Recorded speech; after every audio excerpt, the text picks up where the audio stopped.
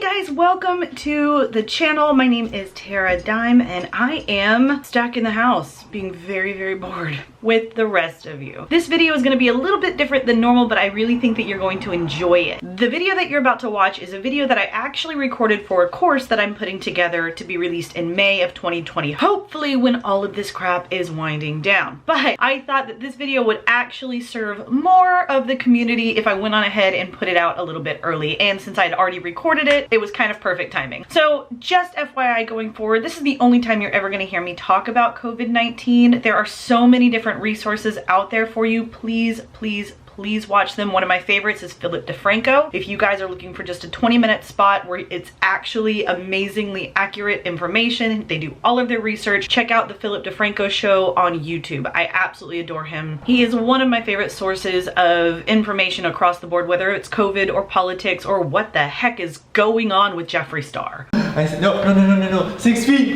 No, I can't do it. 6 feet. So like I said, the reason I'm releasing this is because I think it can help more people getting out there for free than it can in a course a couple of months from now. This video lays out my entire sales process from beginning to end in 30 minutes. So in the course, we go into a lot more detail, like how to organize your things and how to really calculate how much profit you're making. But I really think that in the beginning, over these next few months where a lot of people are hurting for finances, just having anywhere from $300 to $1,000 extra dollars in your pocket is going to come in seriously handy. So if you guys have never tried reselling, or if you have tried reselling and you know exactly what I'm talking about, it's something that pretty much anybody can do. We all know that saying, one person's trash is another person's treasure. That is definitely the case here. And that's what you should remember going forward. You have so many items in your house that you haven't given a second or third thought to in the last like 10 years. So why are you hanging on to them when someone else could love them so much more?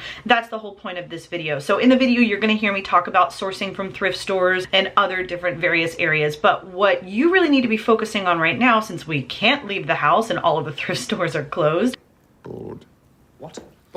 is to really try to focus around your house. Get some early spring cleaning done. See what you can find in your home that other people would love. This doesn't mean getting rid of your treasured possessions or your family heirlooms or just the weird popple that you happen to love from your childhood. All it means is go through and find things that you really don't use anymore, or you even forgot that you owned. Those are the things that you can resell. Those are the things that are going to bring in $300 this first month, $600 next month, and $1,000 in June or July. And I kid you not, that is exactly how this works. The first month that I tried reselling, I made 300 and something odd dollars. I'll post that final number up here, but it was like 300 and something odd dollars. And I thought, holy crap, I just spent $30 and made 300 and something dollars. I could do really well with this. And I started listing and listing and listing. And now on average, I'll spend about $100 a month to make around $1,000 to $3,000, depending on the time of year. And that just keeps on growing. The more you list, the more you sell. That's the rule that should really hit home during the next 30 minutes of this video. Do you understand the words that are coming out of my mouth? The more you list, the more you sell. If you can list 100 items in the next month, that's great. If you can list 300 items in the next month, you're gonna be doing well. Right now, as of today, I have close to 600 items in my Etsy store, and I make around $500 in Etsy alone. Now, I cross-post across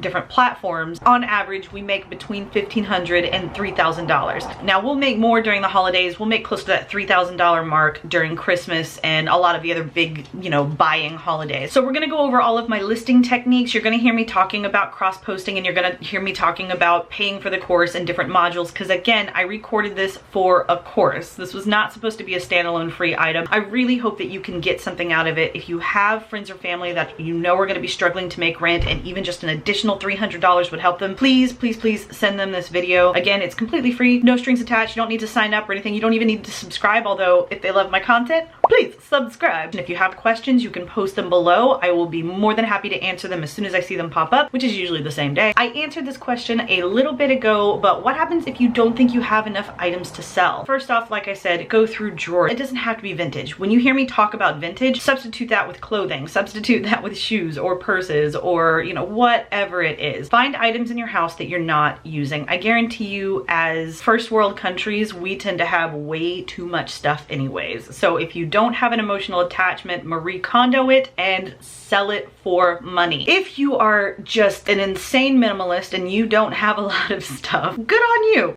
You're an inspiration to all of us. I mean. But what I recommend that you do is contact friends and family. Do it safely, obviously. You don't want to make your friends and family sick. You don't want to get sick from your friends and family. Set up a time. If they have things that they can donate to you, give to you so that you can sell them online, meet them in a parking lot, wear gloves, do whatever you feel like you need to do to be protected. But meet them in a parking lot and just move their items over to your car. And again, the second you get home, make sure that you're washing any clothes and make sure that you're Cloroxing and cleaning any of the items that you're getting. But if your friends and family can help you out in this time of need and you can get their donations in a very, very safe manner, do it. I've been listing 5 items every single day for the last month, and this month has been better than any other month that we've had so far in 2019. Okay, and as of right now, as of this is March 29th. We are almost done with the month and COVID is rampant. I sell vintage tchotchkes. I sell things that people do not need. I don't sell board games. I don't sell video games. I don't sell anything that people are using to keep themselves amused. What I am selling are things that people get joy from. That's all I'm selling. That's another thing, guys. This is really fun to do. This will keep you active. This will keep you away from just,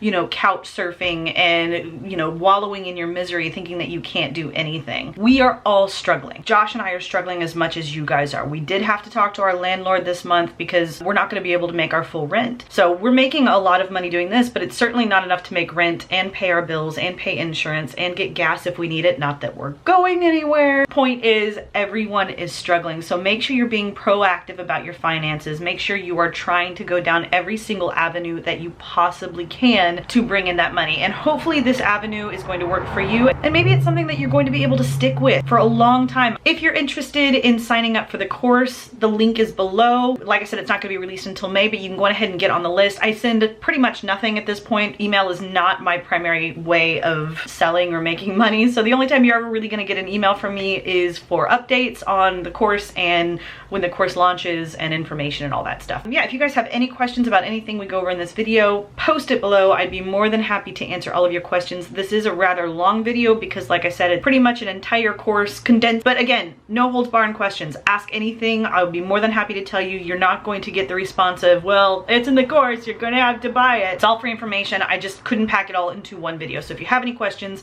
ask them below. I will absolutely give you as much detail as I possibly can. With that being said, stay safe, stay healthy, and let's jump into this video.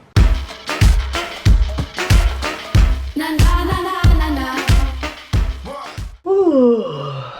Well, hello there. I'm assuming you are here for one of 2 reasons. You've skipped all of the other things in the start here section and you just kind of want to get to the making of the money part, which I totally get, and we will totally get to that. Or you have gone through all of the start here stuff and you are ready to start making money. So either way, we're all here for the same reason, aren't we? Yes. So I'm gonna cut straight to the chase. It's essentially going to take the entire course and condense it into just like 10 minutes or so, give or take. I don't know. I'm saying that before I actually record it. So my goal for this was to create a lesson or create a video that would actually make you more than it costs you for this course. So that is my entire goal. I want you to make at least $120 to $150 on this one lesson alone. And guys, I know you can because I did it and I was in the exact same position when I first started. I knew vintage, I knew antique stuff because I'd been collecting since I was a kid, but I didn't know anything, and I didn't know anything about vintage resell. I didn't know anything about how to even get started on all of this. So I'm really excited for you guys to get started on it because it is such an easy process, and once you nail down these steps, you're good to go. So if you get hung up on a step, or if I don't go into enough detail on one of these steps, you'll be able to check out the lessons in the continuing modules that are going to expand on everything. I promise I go over everything. If you do see something that I don't seem to be going over in detail in a later lesson and you have a genuine question, please reach out, ask. I'd love to answer. So again, this little video should help you out, but please, please, please go through the entire course. I understand that this will get you to point B, but in order to really, really do well, and in order to bring in those $1,000 months or $5,000 months, you really need to have the entire course under your belt. We're gonna go into a lot more detail about things that are super important, like customer service. Rick, have you ever heard the expression, the customer is always right? Yeah. SEO, all of those things I cannot explain to you in 10 minutes. All right, much like any good recipe, you're going to need a few things before we jump in. First things first, you're going to need 15 items that you want to sell. So I recommend, in all honesty, go through your house. Find things that you don't have any attachment to, that aren't really doing anything. Maybe they've been collecting dust in your closet. These don't have to be vintage items either. These can be clothes that you bought last season, or maybe that really ugly necklace that a friend gave you like 10 years ago and they've probably forgotten about it, but you're hanging on just in case they come over and they're like, oh my God, you're not wearing that necklace, and things get really embarrassing really fast. Yeah, sell that. You need 15 items. I do recommend having some items that are a little bit higher priced, because the items that are higher priced, and we get into this in a later module, but the items that are higher priced are actually better for your SEO and will get more attention. These companies want to make money as much as you do, so they don't want you to sell the $10 things. They want you to sell the $200 things. So make sure you're getting items that are easy buyers, so something that you can sell for $15 and $30 and $45, and then throw in a couple of things that you're like, good God, I hope this sells. You know, $200 items, something along those lines. We'll talk about pricing here in a little bit, but go on ahead and take 15 minutes, 20 minutes, and do some spring cleaning. Gather up 15 items that you would sell at a garage sale. All right, the next thing that you're gonna need are packing supplies. If the majority of items that you're getting are clothing, then you can just get mailer bags. You can get these either for free from the post office. You can use priority mailer bags.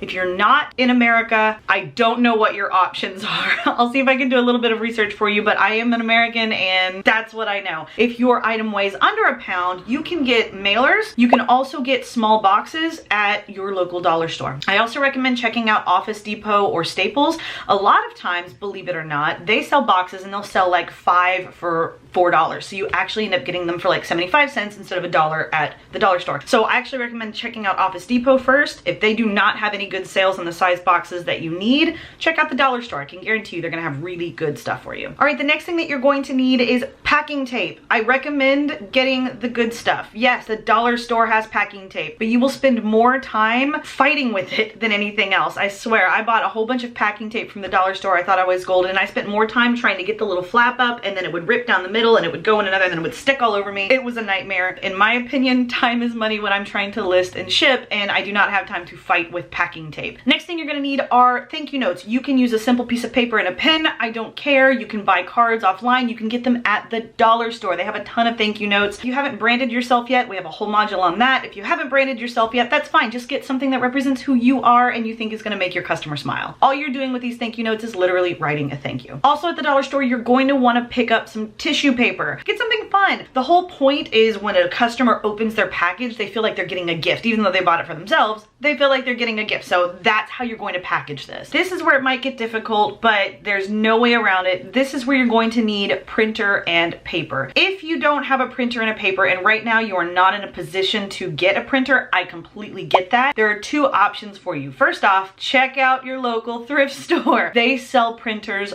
all the time. Now granted, you'll still have to buy the ink for it, so there will be cost there, but you can usually find perfectly working cheap printers at the thrift store. If you can't do that either, go to your local public library. Your local library will have a printer. You can print things directly from the computer onto the printer. You don't have to pay for ink. You'll usually have to pay for the copies, usually like 25 cents for, 5 pages or something like that. It's very affordable, a very easy fix. So if right now you can't afford a printer, you're just not in that place right now, after this lesson, you might just be picking up a printer from Office Depot. I'm very excited for you. Congratulations on your new printer.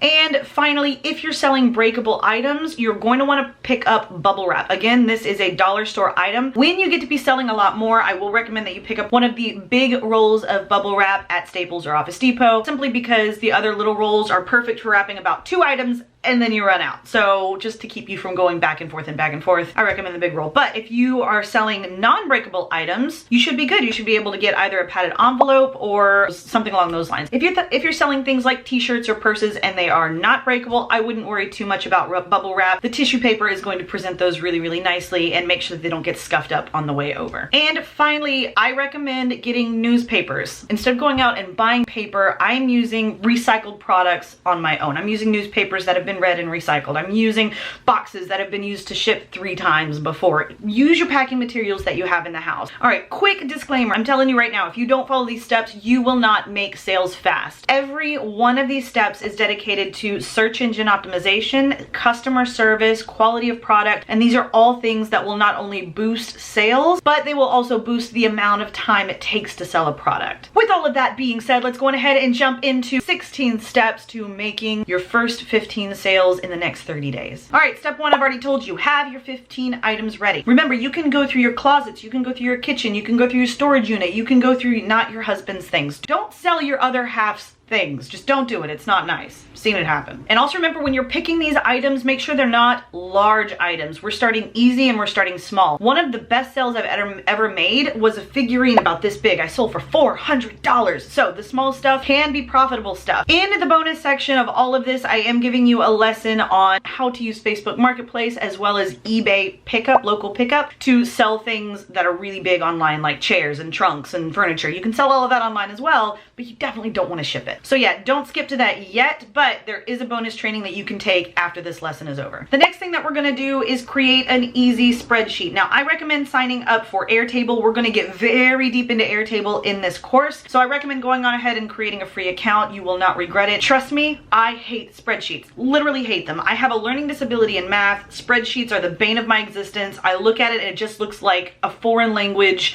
in numbers. I can't do it. But Airtable has managed to create something that even I can understand, and in fact it goes above and beyond a spreadsheet. We're going to be using it to host our images, we're going to be using it to host our marketing materials, we're going to be using it to host everything. It is your all-in-one PLASE storage unit for your business. So if you are more comfortable using a different spreadsheet method, then by all means use it. You're just going to have to follow along with the Airtable method and do whatever you do in your system. But I will leave a link below. It technically is an affiliate link, but I don't get paid for it. All I do is get a credit that allows me to continue to use Airtable for my business without paying a monthly fee. So I have a little bonus for you guys. If you guys are going to use Airtable, I'm providing you with a link below that's going to allow you to head on over to a spreadsheet that's already been set up for you. In the top right hand corner of that spreadsheet, there's a little button that says copy. You're going to click that button and it will automatically copy that spreadsheet into your account. And then so you can just go on ahead. You don't have to set anything up. It's already set up for you. I will show you in a later video how to set that up so that you have a working knowledge of Airtable. But for right now, just copy and paste it over into it. Again, there's going to be an Airtable training in module 1, so make sure that you're checking that out after all of this is over. It really goes into detail on how Airtable works and how it can change your life, and even a little bit about how you can use it in other aspects of your life and not just business. It's pretty awesome. Alrighty, step number 3, that it is time to photograph your items. Now, what I recommend you do is you have a light source, like a big old window. So you can see, I will move you. I'm actually sitting in front of a big old window. So what I do, you can see, I just have a poster board and I will set this up. So professional. I set it up like that, and then I set the item on the base of the cardboard. That was probably not the most professional way to show you what I do. I break it down a lot better in the photography section below. But yeah, that's all I do. Really, all you need is a window. And again, you don't set it in front of the window, you set it to the side of the window so that there's a nice side light coming in. I use a gray cardboard. It is recommended across the board that you use white cardboard because they say Google picks up those images a lot better. Google prefers white, but quite frankly, I haven't noticed a decrease in sales since I switched to gray. So, and I just prefer the gray color. So yeah, it's a little bit more warm and friendly, and it shows the product a lot better usually. If you're using your phone, which I highly recommend that you do, in all honesty, your phone takes the best pictures. I was a photographer for 10 years. I know what I'm talking about. Your phone takes the best photos. If you're using your iPhone, but you can touch the screen to make sure that it's in focus, if you touch your screen on the widest area, it will actually automatically bring down the contrast so that you can see detail in those white areas. You also, on the other hand, want to make sure that it's not too black. If you are photographing a black item, make sure that all of the details can be seen. If you put your finger on your screen and hold and move it up or down, you can also manually adjust the contrast in your phone. I'm talking about an iPhone. I'm not too sure how Androids work, but that's how an iPhone works. You're also going to want to make sure that your product is centered. So I highly recommend that you've got that gray or white background. Your very first image in this listing needs to be a complete picture of your entire object, and it needs to be in focus, in the center, and well lit. So you're gonna wanna take 5 to 7 images of your item. Doing this, you're gonna wanna take the front, the back, the sides, the bottom. You're gonna wanna take a close photo of any signatures or any tags or any stickers that are still on the item. You're gonna wanna take a picture of any obvious areas where the item has use. So if it has a crack in it, again, these things are very sellable. If it's in an okay condition, if it's in good condition, you can still sell it. Just make sure that you're very, very honest with your customer about the quality of the product that you're selling. So if you're selling something that's 10 years old and there's a small stain on the bottom left-hand corner, take a photo of it. Or better yet, ask yourself, is there a way that I can get this up to a better quality so I can ask a better price? So for example, if you have a stain in your shirt, try to hand wash it in OxyClean. I can tell you right now, it's a godsend. We have an entire section on cleaning your items, but holy cow, it's a godsend. Try OxyClean if you... It's Mother Nature approved, then it's safe on your colored fabrics. OxyClean will surprise you. Once you have those photos done, once you are sure that they are clear and pretty and easy to see all of the details, you're going to want to load those into your Airtable spreadsheet. Now the way that I do this is since I have an iPhone and since I have a Mac, they tend to talk to each other. So what I can do is I can text myself the images from my phone and my Mac will automatically pop up with the images there. So I can share them with all of my devices. So if you're on a Mac system, share your images to your device and you should be able to easily drag and drop those images into your spreadsheet. If you are not doing that, download the Airtable app and you can go in and click that column and then upload directly from your iPhone's files. You can also use a company like Google Drive. You can have the Google Drive app on your phone, upload them to Google Drive, download them onto your actual computer when you're ready to go. Either way, make sure that you get those files into your Airtable's photography column. And again, the reason you're doing that is for later on in the course when we talk about cross-posting. All right, now you get to head over to your favorite platforms. This course is specifically being taught on Etsy, eBay, and Mercari, although there is a section later on about Facebook Marketplace. But you're going to want to head over to your favorite app. Right now, I recommend you pick just one. We will get into all of them when we go into cross-posting, but I recommend that you choose right now either Mercari or eBay. Etsy is my favorite platform. It's where I make the most money, but it's a little bit more of a beast and it's a little bit more particular about what you're selling. You can either sell vintage or you can sell things that will help people make things, or you can sell crafts that you've made yourself or art that you've made yourself. For now, because I don't know what you're selling, I'm going to say either eBay or Mercari are going to be your best bets. In addition, eBay and Mercari, although they do have their own search engine optimization, it doesn't seem to be as strict as Etsy. Chances are you'll be seen a lot easier on those two platforms with your item right now. And you're gonna go ahead and create an account. Create a seller's account. Sometimes they'll ask you if you want to be a buyer or a seller. I recommend doing both, but make sure that you're creating that seller's account. Once you've done this, you are going to research your item. And this is another reason I recommend that you just stick with one of these platforms for now. Since you're only going to be selling on one of these platforms, you only really need to research one of these platforms. It is a myth, in my opinion, that you need to check eBay pricing. I know a lot of people say, check eBay sold prices. Do not check eBay sold prices. If I had checked eBay sold prices for every time that I've sold something, I would have lost a lot of money. eBay tends to sell things for insanely cheaper than Etsy or Mercari. They're two totally different platforms. It's kind of like going to JCPenney's and seeing a price tag and then going to Macy's and asking for that same price. They're just not gonna give it to you for the same price. And people who are purchasing from sites like Mercari or Etsy know this. In fact, they tend to be of the mind where they're not gonna go check eBay for the same item. If they see something on Etsy that they like, they will buy it if they think the price is fair. There really is very little price shopping or haggling, although it does happen. We'll talk about that later in the customer section. So I recommend if you're going to sell on Mercari, check on the Mercari pricing, see how much people are selling your item for on Mercari, but don't necessarily go and cross-check all of the other platforms. Do a thorough search on this. Do a brand search, do a description search. I recommend if you can't find it on Mercari, then you type it into the Google search system and see if it can pull up anything else. Then you can see what other people are describing it as and look on Mercari for that. Essentially what you're trying to do is get an idea of what people are valuing this same item as. You're also going to want to take into account what is the quality of their item versus what is the quality of your item. What is the price of their item versus the quality of your item? Is this a newer edition? Is this an older edition? You know, you can't just look at their item and say, well, they're selling it for $95, therefore mine is worth $105. Now, why would I ever consider paying more than that?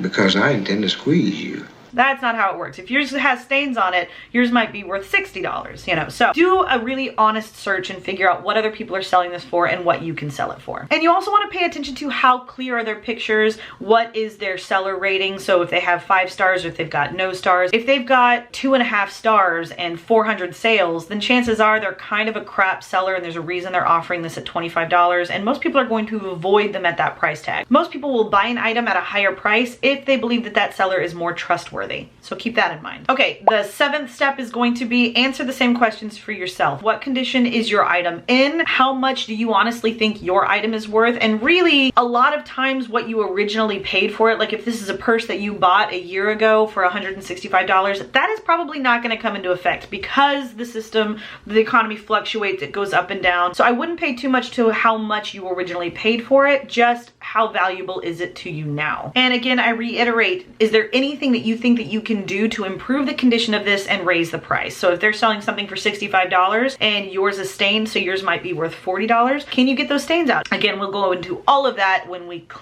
do our cleaning section. All right, so making your first sale is always going to be the hardest thing ever. And it's also a little bit nerve-wracking because you're like, oh my God, I hope they don't want a refund. I hope they don't hate me. I hope they don't want to leave me my first 1-star review ever. This is why you're taking the course. You're taking this course so that that doesn't happen. Making your first sale is always difficult because you have no reviews. People don't know if they can trust you. They don't know if you're just some spam account that logged in and started up an account and it's gonna just basically scam them from everything. Make sure that you are signing up for your account the right way. When you sign up for your account, use your real name. Do not make up a business name. Do not make up a cute name. Do not use your gamer name. Use your real name. If you don't want to use your last name, use your middle name. For example, for a really long time, I went by Tara Dawn. That is my middle name and my first name. So I recommend using your first name and your middle name, or your first name and your last name. Your whole point is you're a real person. Make sure that they're aware of that. In addition to that, make sure you are taking a good picture of yourself. Make sure it doesn't have to be professionally taken, but make sure it's well lit. Make sure you're smiling. Make sure it is, you know, a semi-professional selfie is what you're going for. Have your pets in it. Show some personality. It doesn't have to be totally 100% professional, but it should be well lit. You should be centered and you should be focused. People need to be able to see your face and you need to look approachable. Do not look like a real estate agent. Either way, you're approachable. And the most important thing, I think, is your bio. Make sure you're spending a little bit of time on your biography. If you're signing up for a platform that allows you to have 4 or 5 sentences, write 4 or 5 sentences that really describe who you are, what you love, and what your shop is all about. It's very short, very concise, but make sure that it, again, feels approachable. Okay, after all of that is said and done, you have to list your first 5 items. So what I recommend that you do is not get too excited. Don't list all 15 items today. I recommend that you list 5 items for the next 3 days. And the reason I say that is because that's great for SEO, and that shows these platforms that you're not getting into this and just trying to yard sale. You're not just dumping everything on there and then hoping that you make money. If you're uploading something every day, they think that, hey, we might be able to make money off of her or him. Save it for 5 items each day. And this is honestly what you're going to be doing for the rest of your time doing this. Your goal should always be to list 5 items every day. All right, and you're gonna upload those beautiful pictures in there. You're going to create a title. Your title doesn't need to be insane. It needs to look like a human wrote it. It does not need to look like a robot wrote it. So don't use dashes and slashes. And don't just do a string of keywords that make no sense. So when you're writing your title, you'll want to write something that is descriptive, but that also makes sense. You don't want it to look like a robot wrote it. So for example, if you're selling a Michael Kors vintage 1992 purse, I don't even know if those exist, but I'm sure they do, then you're going to write in your description, vintage 1992 Michael Kors brown leather purse. That's all you need to write. You don't need to go crazy because, and we'll go into SEO a lot later, but if you keyword stuff, that is actually going to look terrible. If it just looks like a robot listed out a whole bunch of keywords, you're not going to get anywhere in the rankings. Be very simple, be very upfront, be very descriptive so that someone can glance at your picture, glance at your title, and know exactly what they're about to click on. Next thing you're going to do is write out your description. The first thing that you want to do is you want to take that title and copy it into the first line of the description. So your description is going to start with with your title again. And again, we'll go over that in the SEO section, but that's just reiterating to these platforms what it is this item is. Then you're going to write a short description. Don't go crazy. Do not write a book about this. Do not write a story about how you found it and how much you loved it and the history behind it. Don't do that. We're going to write out just a really quick description, make it well thought out, make it full sentences, use proper punctuation. So your paragraph should be short, concise, and it should just include the materials that it's made out of, maybe when you bought it, because that is pertinent. If you were the first owner of this purse, that's great. That's important information. But don't talk about, you know, the process of going into the store and the crazy lady that sold it to you in 1992. I was in here yesterday. You wouldn't wait on me? Oh, you work on commission, right? Yes. Big mistake. That's not important. So make sure your paragraph just gives them important information. Be friendly, be nice, but just get that paragraph in there. Right underneath the paragraph, you're going to want to put the dimensions, because I've got pictures with the ruler next to it. I've got all of the pictures. I've got all of the, anything that I need to have is already in my Airtable spreadsheet. I'm ready to list at any time. As far as pricing goes, I do recommend that you throw in a couple of extra dollars into your pricing. So if you have done all of your research and you've decided that this item is worth about $15, I recommend putting it at $17. One, things do actually sell at a higher price. Customers will say, well, what makes this one better? They're going to want the $2 more one because they think in their heads they might be getting a little bit more. But even more than that, if you plan on accepting lower offers, which I highly recommend that you do, and we'll talk about that, or if you plan on offering sales and promotions, which again, you absolutely have to do, and we'll talk about that later, then that slightly overpricing is going to take care of any sales or any lower prices that you accept. So if you planned on offering that for $15, bump it up to 17 or 18. As long as your gut is not like 19 is a little too high, I don't think it's gonna sell at that. If that's what your gut is telling you, then go back down a couple of dollars. Underneath your paragraph, make sure you have two sections. Make sure you have a condition section which blatantly lays out any condition issues or says like new or good condition. Make sure you're going into detail about the condition of these items. So if the leather has cracks in it, if there's any discoloration, if it has a crack in the porcelain, if the sticker is missing, or if there's a hand or a finger missing, whatever.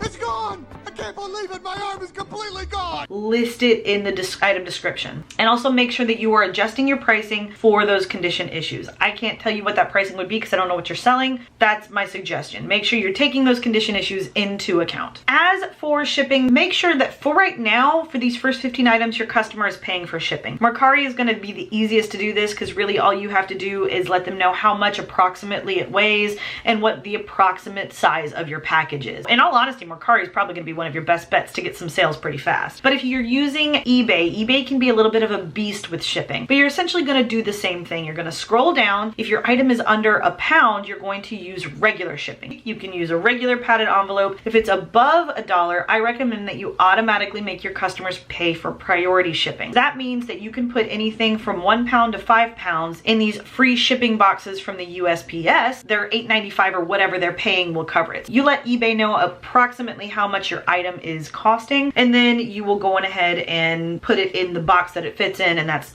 how that works. If your pricing is incorrect, eBay will come back for an adjustment. You'll get an email and they'll say, hey, just so you know, USPS let us know that your pricing was off, and so we've adjusted it for you and we've charged your account an additional $3. So don't worry, the item will get there. Your account will just be charged. Make sure that you know relatively what the weight of your item is. You can use a scale. I have a cheap scale that I got for about $15 on Amazon. You can eyeball it. I do that a lot of the times anyways. After a while, you kind of get an idea of how much a pound is. Priority mail is more expensive for your customer. The reason I recommend that is because it's easy to get those boxes, and in addition, if it's a heavier item, it's actually going to be cheaper for your customer to go priority shipping. As for international shipping, because this is your first 15 items, do not accept international orders. I recommend you can turn that off in almost every single platform I know of. Just make sure that you're not accepting international orders right now. That's something that we can talk about when we get into the shipping section. Step number 10 is kind of a fun one. Download the apps for the stores that you're using. Right now, if you're only using one, download that app. Make sure that you're logged in. All of the apps that I use make a fun cha-ching noise whenever I make a sale. Mercari is the only one that's a little bit different. I get a cha-ching noise with eBay and I get a cha-ching noise with Etsy. Mercari will actually text me when I've made a sale, so it's a really awesome system. Either way, the second I make a sale, I know I've made it, and I can go into my Airtable app if I'm out and about, and I can immediately make sure that I take all of those items items off of the other stores where I have them listed. So that way when you're out with your friends and your family, you know when you've made a sale and they can be proud of you and you can be proud of you, and it just makes you fun to hear a cha-ching noise. Okay, every one of these platforms, Etsy, eBay, and Mercari, have ways to promote your items, and I cannot recommend this more. They expect you to do this. If you don't do this, you will not make the sales. Again, you can see how I've told you everything that we've talked about really directly will impact your sales, so make sure you're doing everything. So with Mercari, they have what are called private offers. You can also do public offers. On your phone, it just basically shows you a list of everyone that has liked your item, which is really exciting because what you can do is click that notification. You can offer anybody who ends up on that item's page this same offer, or you can only give an offer to your private likers. So anyone who has put a heart on that item, you can send them a private offer that says, just for you, I will give this to you for, and then you name your own price. eBay does the exact same thing, and I've made a lot of sales doing this. When you go into your sales page in eBay, one of the things that you're going to see at the very top of the page is send offers, and you'll usually see a number after send offers, especially if you've already got your 15 items listed and you're continuing to list, then you're going to see send offers and then 5 next to it. That means 5 people have liked your item, and that means that you can go in and again send a special offer to those 5 people. In the evening, what I like to do is I like to sit down, do my Mercari promos, and then also send all of my offers. Usually around 5 or 6 in the afternoon, I'll send out offers and say, thank you so much for liking this. Your support means everything. I'd like to offer you a 15% discount. And then I offer 15% discount off of everything all at once. It takes about 2 seconds. I send out mass offers of 15% off of all of my liked items, and we're gonna go. That's what happens. And usually I will make at least 1 sale out of that, if not 2. So you might not make any sales, who knows? eBay is a fickle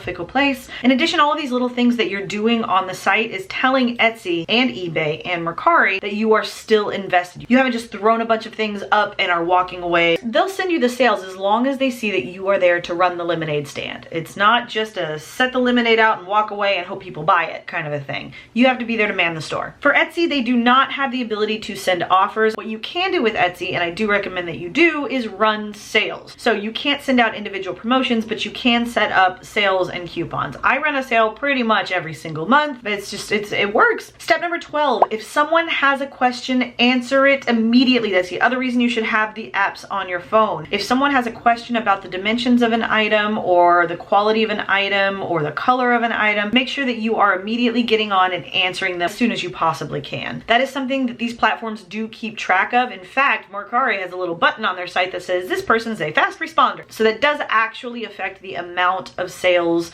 that you're going to get. If you are in a position where you can't answer their questions, so if you're out with family or friends, or if you're at work and you can't measure the item that they're asking the dimensions for, send them a quick message and say, hey, I should be back in front of my computer at 5 o'clock. I'll get you an answer then. Number 13, these are your first 15 items. The sale is going to be way more important than the profit at this point in time. You're trying to get the ball rolling. You're trying to get eBay and Etsy and Mercari to know that you are a seller on this platform to stay. Be open to lower pricing. Now that's gonna have a caveat, don't worry. Mercari especially and eBay, both of those platforms are known for people to ask for a lower price. Would you take $12 for this? Would you take $14 for this? Those two websites are yard sale websites. Not a bad thing. That's a great way to make money, quite frankly. So they're yard sale pricing. That's another reason why I told you to pad your pricing by just a hair. But what you wanna do is if it's worth 55, sell it for 60. See, that's still a fair price, but you're padding it in case you have a sale, in case someone comes in and asks you for a lower price. Please be open to the pricing. Do not get mad because someone asks for a price that you think is too low. They're doing their best as a customer to get your item for a price that is good. You would do the exact same thing. So don't be mad. If you think that it's way too low, then simply send them a counter offer or send them a message that says, unfortunately, I can't do that. I'd be able to do this, and just send them a nice little counter offer. If the offer is fair, but not as high as you would like, take it. Take it. The goal is to get the item out and the money in for these first 15 sales. Just take it. This is free money. This is literally the equivalent of someone coming up and saying, here's $15. Okay, that's the point. Do not be offended if someone comes in asking for a lower price. Okay, you've sold your item. Congrats! Congratulations, I'm so happy for you. Literally, that's the first step for the rest of your thrifting journey. It's gonna be amazing, I promise. This is gonna be fun. So you've made your first sale. I'm super stoked for you. What you're going to want to make sure that you do is send out this item within 24 hours. I kid you not, same day if possible, within the hour if possible, but 24 hours, that thing needs to be printed, slapped on a box, and you're good to go. Let's slow down though. Let's talk a little bit about how you're going to package this thing up. So again, you've got either like a poly mailer, which is just a soft poly mail bag, or you've got a box that you've picked up either at the USPS store or at your local Office Depot or Staples or office store. So again, I want to reiterate, this person has ordered something for probably themselves. And so this is a little gift that they're giving to themselves. So what I think is important is to make sure that you are presenting this as a gift that they are giving to themselves. So again, I recommend that you have a nice tissue paper that you can wrap the item in. I recommend that you package it really, really well. If this is a glass item or a breakable item or a hard goods item, you want to make sure that you're covering the bottom of the box in newspaper. We have a little bit of a model here. So Mary here is going to help us. I don't even know if she's Mary. She might just be a nun. I don't know. I can't tell. But let's say that she sold. So you can see she's actually got a little bit of a curve to her. And right here you can see that she's got a curve. Now I don't want her head to snap off when I send her. That would be sacrilegious. Fuck you, bitch! Hey! Jesus Christ!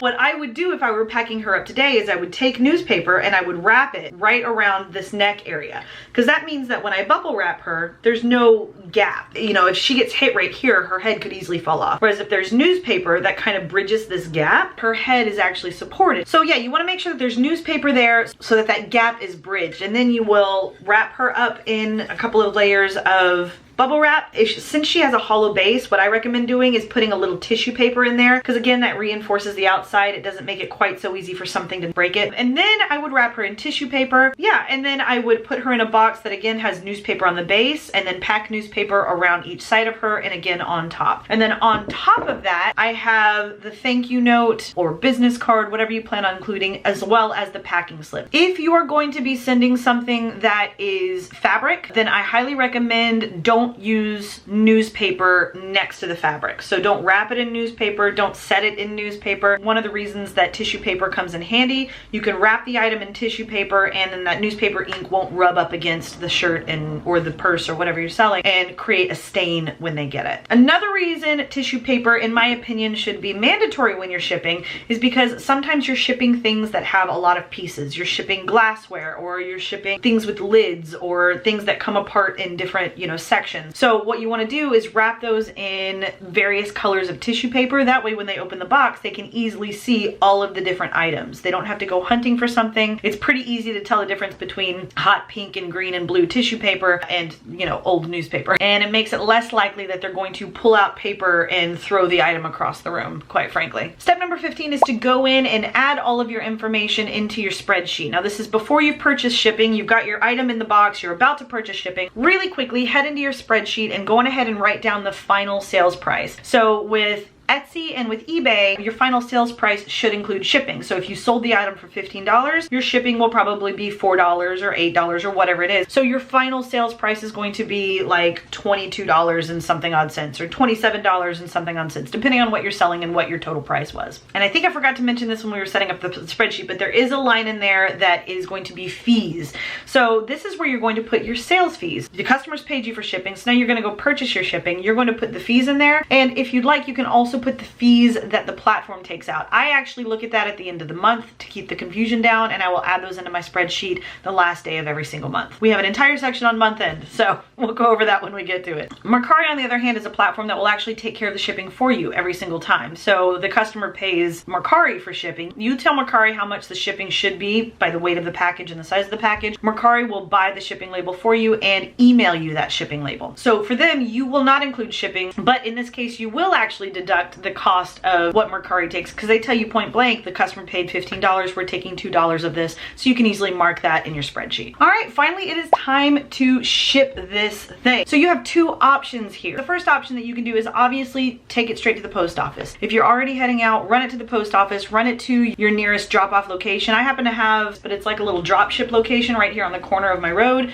which I could easily just walk down the street and take all of my packages to. But my favorite option is a website called pirateship.com. pirateship.com. And pirateship.com is simply a website where you can purchase shipping labels, but more important, it's got a little section called Schedule a Pickup, and it literally just tells your local post office, based off of what your address is, that you will leave them some packages sitting on your front porch in the morning. Could they please grab them when they drop off the mail? That's all it does. Now you can actually do that directly through the USPS website, but I've found that Pirate Ship just makes it so much easier. And again, that system is completely free. All right, guys, so that was 16 steps to triple the cost of this course in the next 30 days. Again, make sure that you are listing every single day. Make sure you're following up with your customer. Make sure that you are packaging these items really well, and make sure that you're shipping everything out within 24 hours. And make sure you're having fun with it. Make sure you're inserting a little bit of your own personality into these sales, and make sure that everything that you do is for your customer. And with that being said, I've got a lot more videos to record, so I will see you guys in the next module. Bye.